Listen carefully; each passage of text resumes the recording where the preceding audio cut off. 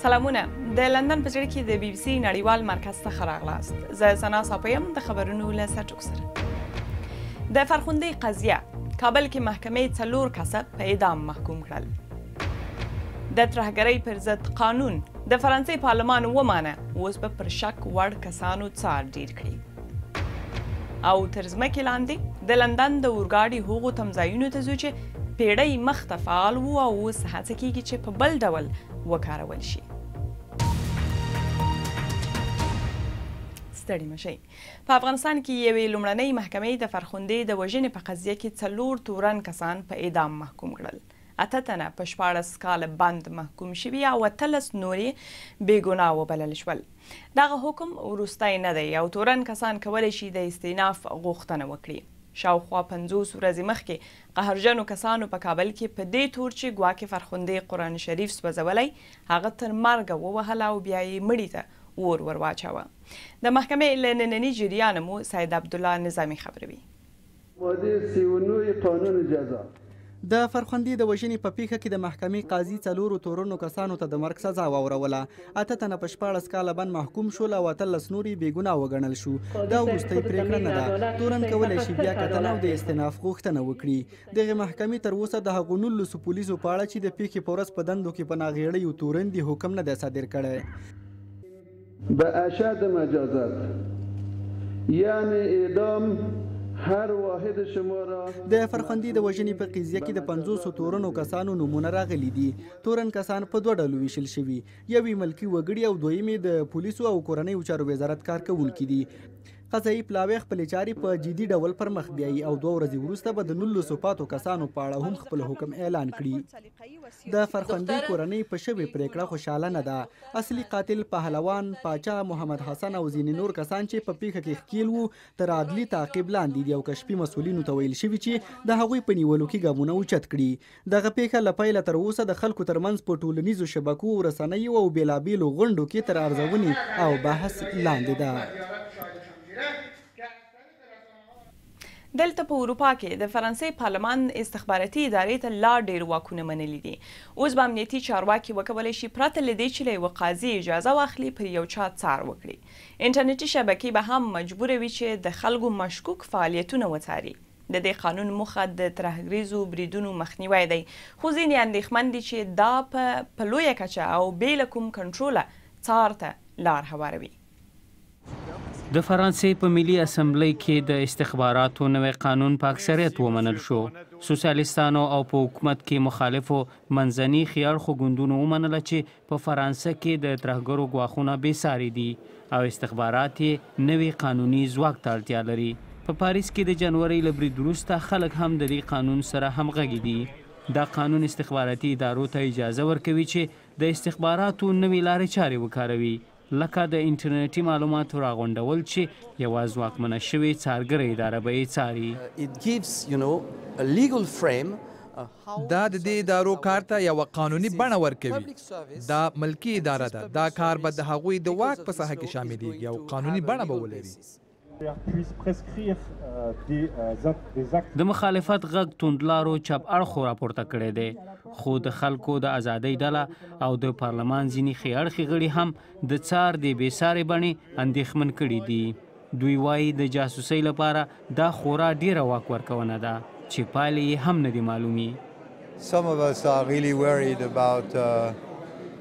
د استخباراتو دغه بې انډوله قانون ډیر اندېښمن کړي یو، ځکه دا کار اجرایه څانګه خورا ډیره ځواکمنوي او قضا به پر استخباراتو هیڅ کنټرول ونه لري.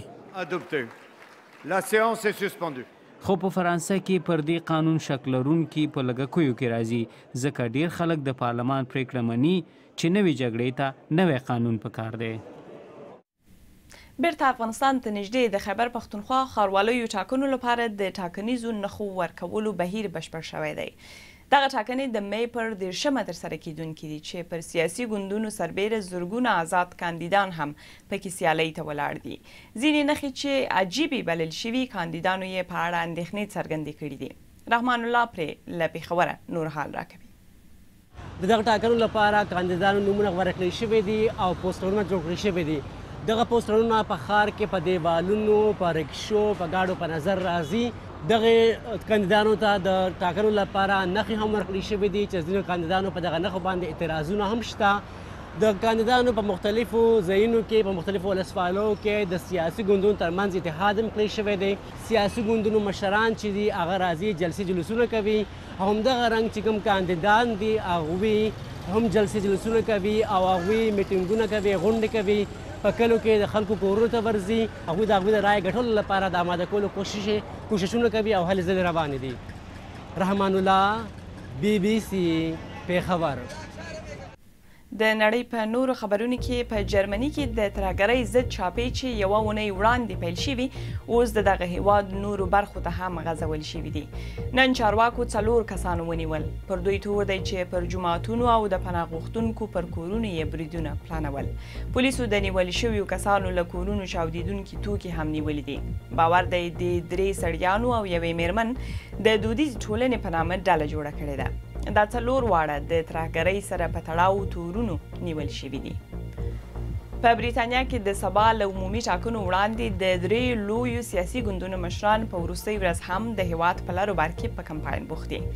ګمان نه کیږي چې هیڅ یو د اکثریت څوکۍ وګټي، خو په نظر پوښتنه کې واکمن محافظه کاره ګوند تر خپل سیال کارګر یو څو پوینټه وړاندې دی. د هندۍ سینما مشهور ستوری سلمان خان په موټر د یوه بېکوره سړي د وژنې په تور په 15 کلن قید محکوم شو. د موټر چلولو وخت شراب څښلي و. دا پیښه په 2002 کال کې په ممبئی کې هغه مهال وشوه چې سلمان خان خپل موټر پر هغې ډلې وروست چې د سړک پر سر ویده و. سلمان خان د پیښې پړه پر خپل ډرایور اچولی، خو عیني شاهدان وایي موټر د چلاوه. او د سپیس ایکس کمپنۍ به پر خپل هغه کپسول یا بیړۍ چې ډراګن نومیږي او ستورمزلي به فضایي اډې ته لیږدوي یو لړ ازموینې پیل کړي. په دې ازموینې کې به یو ازمیښتي موټر وتوغول شي چې وښیي په بیړني حالت کې به دا بیړۍ څه ډول له راکټه جلا کیږي. لومړی به بیړۍ توغول کیږي او بیا به یې پاراشوټ ځمکې ته ورو راکوزوي. سپیس ایکس غواړي په 2018 کال کې ستورمزلي ولیږي. له هغه سره چې د اروپا د پوله ساتونکي پوځ په بودیجه کې ډیروالی راغلی دی، له مدیترانې د راتلونکو کډوالو په شمیر او په سمندر کې د دې کسانو په مرګ ژوبله کې کوم تغییر نه دی راغلی. په یوې وروستۍ قضیه کې سیف د چلډرن مرستندویه اداره وایي په زرګونه کسان چې بیړۍ یې ډوبه شوې مړه شوي دي. په دې رپورټ کې تر خطرناک سمندري سفر وړاندې افریقا کې د قاچاقېدونکو کسانو حالت وینو. په لیبیا کې د یو سړک پر غاړه له یوې ناسمې پټې ساتل شوې خبرې پرده پورته شوه. دلته یوه سومالیایي میرمن له خپلو بچو سره 2 ورځې پټه شوې وه. خواړه او اوبه لا څه چې ساه یې لا په ګرانه اخیسته.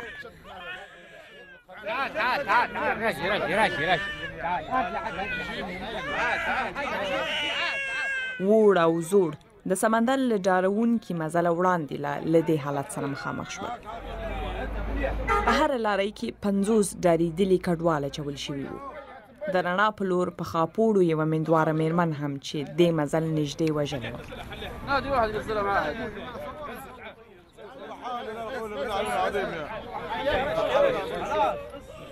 عبدالرحیم وایي فکر یې کاوه مري.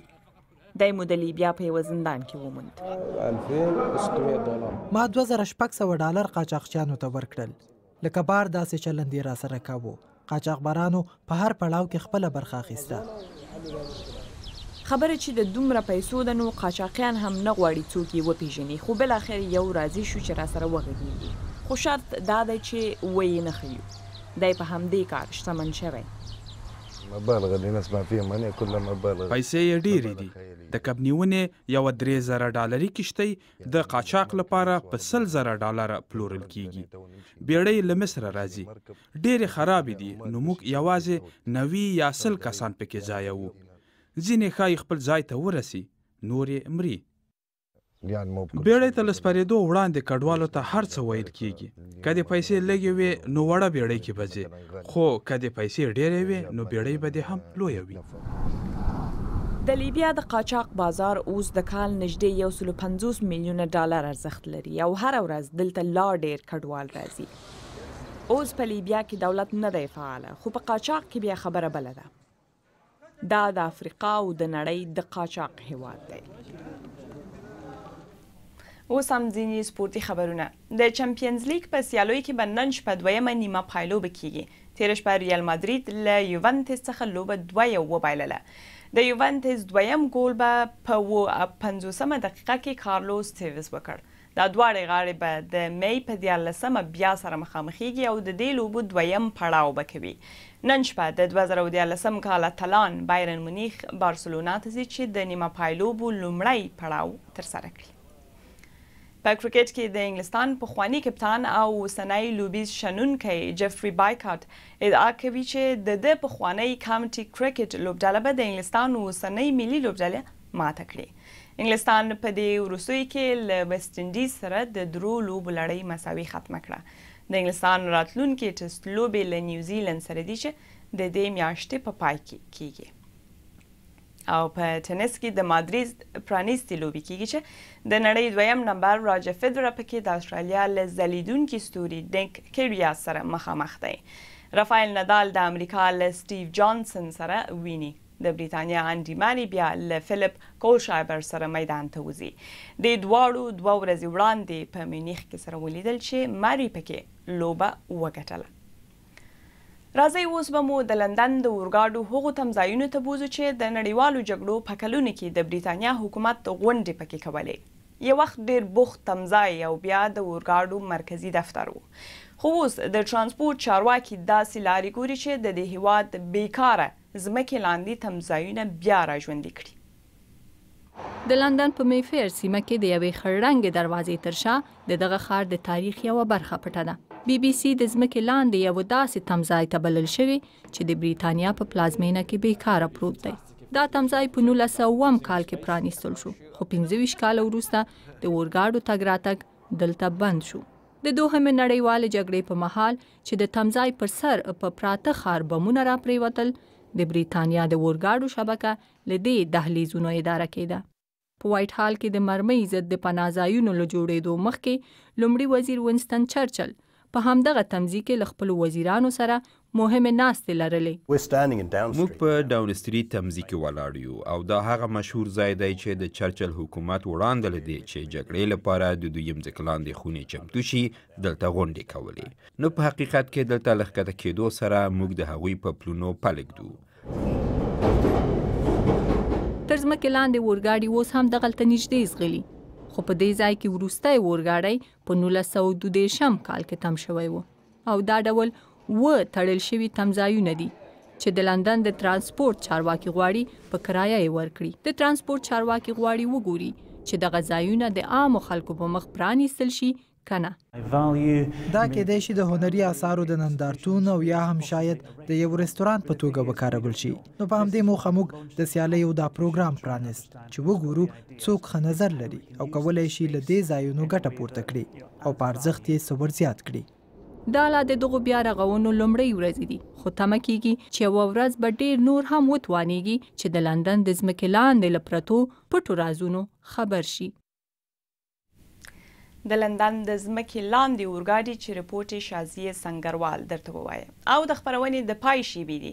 یوې کمپنۍ داسې عینکې جوړې کړي دي چې د موټر چلولو تجربه به مو در بدله کړي. دا عینکې چلوونکي ته هر څه لکه د ایکس ری په ماشین اخیستل شوی عکس داسې ورښیي. GPS هم لري او په پارکینګ کې هم مرسته ورسره کولی شي. نو دا خبري خبرونه مو هم همدلته په همدې ځای پای ته رسیږي. زموږ دا او نورې خبرونې د 24 ساعتونو لپاره زموږ پر ویب پاڼه BBC پښتو ټکی.com باندې لیدلی شئ. پر سکرین یې هم وینئ. که غواړئ د افغانستان ترڅنګ د نړۍ د حالاتو په اړه تازه خبرونه ترلاسه کړئ نو دې پاڼې ته ورشئ. هلته ویډیوګانې او ډېر نور په زړه پورې مطالب لیدلی، لوستلی او اورېدلی شئ. نو خبرونه مو همدومره وه. بل هغه مو سبا ده. د اوس لپاره ښه وخت، ښه شپه.